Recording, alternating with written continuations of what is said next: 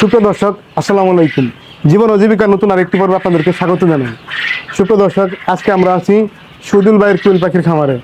আজকে আমরা আপনাদেরকে যে বিষয়টি জানাবো সেটি হচ্ছে কিভাবে শহীদুল ভাই তার খামারে বীজ ডিম উৎপাদন করতেছেন এবং সেগুলো থেকে বাচ্চা উৎপাদন করতেছেন, এবং শহীদুল ভাই কীভাবে সাধারণ ডিম উৎপাদন করতেছেন এবং সেগুলো বাজারে কীভাবে বিক্রি করতেছে, এই বিষয়গুলো আপনাদেরকে আজকে বিস্তারিত জানাবো। তো শহীদুল ভাই, আমাদেরকে প্রথমেই বলেন, আপনি বীজ ডিমগুলো কিভাবে উৎপাদন করতেছেন? এই যে আমার হাতের বাম পাশে দেখতে পাচ্ছেন, এটা হলো বীজ ডিমের এরিয়াটা। এটা থেকে যে ডিমটা আমরা উৎপাদন হয়, উৎপাদন করি, এই ডিমটা হলো বীজ ডিম। এই বীজ ডিমটা যখন আমরা বের করি, প্রতিদিন বের করার পরে আমরা মেশিনে বসাই। ওই জায়গা থেকে আমরা 14 দিন অথবা 15 দিন এর ভিতরে বাচ্চা ফুটে বের হয়। সুপ্রিয় দর্শক, বীজ ডিম কোনগুলো সেগুলো আমরা আপনাদেরকে একটু পরে দেখাচ্ছি। তার আগে আমাদেরকে একটু বলেন, এখানে কতগুলো পাখি আছে? এখানে পাখি আছে সর্বমোট হলো 650 পিস। এখানে পুরুষ কতগুলো? আর মহিলা পাখি আছে 500 পিস, আর পুরুষ পাখি আছে 150 পিস। কয়টা এই মহিলা পাখির জন্য কয়টা পুরুষ পাখি দেওয়া লাগে? 100 পাখির জন্য 30টা পাখি দিতে হবে পুরুষ পাখি। 100 মহিলা পাখি, 30 পিস হলো পুরুষ পাখি। তার মানে হচ্ছে মহিলা কোয়েল পাখি এবং হচ্ছে পুরুষ কোয়েল পাখি একসাথে থাকলে যে ডিমগুলো হবে সেটাই হচ্ছে বীজ ডিম। বীজ ডিম হচ্ছে ওই ডিম যেগুলো থেকে পুনরায় বাচ্চা উৎপাদন করা যাবে।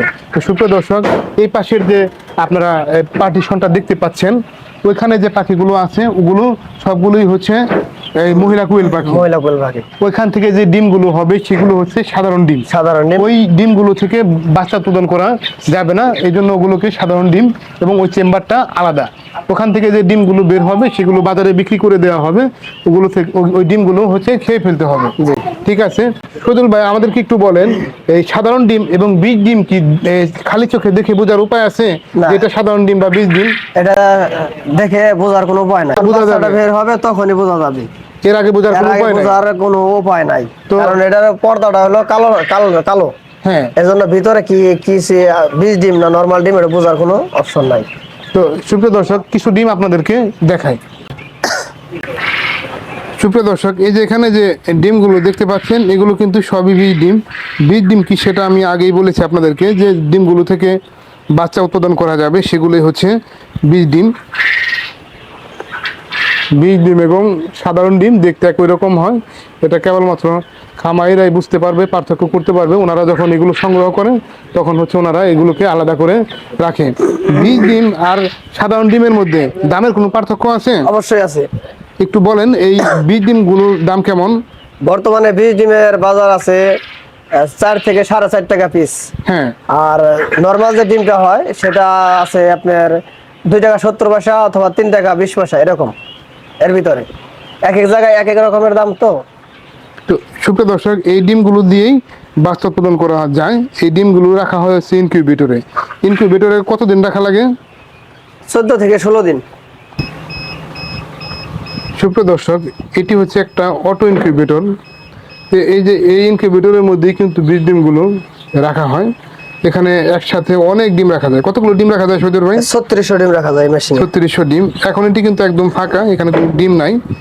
আমরা একটু আগে আপনাদেরকে যে ডিমগুলো দেখালাম, এই ডিমগুলো কিন্তু এখানে রাখা হবে। এখানে বলছিলেন আপনি 14 থেকে 16 দিন। 14 থেকে 16 দিন রাখলেই এই ডিমগুলো থেকে বাচ্চা বের হয়। এই জিরো বয়সী বাচ্চার দাম কেমন? জিরো বয়সী বাচ্চার দাম এক এক সময় এক এক রেট থাকে। এখন বর্তমানে আছে 10 থেকে 11 টাকা। আর 7 দিন বয়সী? 7 দিন বয়সী বাচ্চার দাম থাকে 16 থেকে 17 টাকা। সুপ্রিয় দর্শক, শহীদুল ভাইয়ের নাম্বার আমাদের ডিসক্রিপশনে দেওয়া থাকবে, স্ক্রিনে দেওয়া থাকবে। আপনারা যদি ডিম সংগ্রহ করতে চান, বীজ ডিম বা সাধারণ ডিম, অথবা জিরো বয়সী বাচ্চা বা 7 দিন বয়সী বাচ্চা বা 30 দিন বয়সী কোয়েল পাখিও যদি সংগ্রহ করতে চান, প্রাপ্তবয়স্ক কোয়েল পাখিও যদি সংগ্রহ করতে চান, সেগুলো কিন্তু আপনারা শহীদুল ভাইয়ের কাছ থেকে সংগ্রহ করতে পারবেন। 30 দিন বয়সী কোয়েল পাখির দাম কেমন বর্তমানে? বর্তমান রেট আছে 60 থেকে 62 টাকা পিস, শুধু মহিলা পাখি। মহিলা পাখি, জি। আর পূর্ণবয়স্ক যেগুলো 45 থেকে 50 দিন বয়সী, সেগুলো 70 থেকে 80 টাকা। সুপ্রিয় দর্শক, আপনারা একটা ধারণা পেলেন। সুপ্রিয় দর্শক, ভিডিওটি ভালো লাগলে লাইক, কমেন্ট, শেয়ার করতে ভুলবেন না। ভালো থাকবেন, ভালো রাখবেন এই প্রত্যাশায় ভিডিওটি এখানে শেষ করতেছি। আল্লাহ হাফেজ।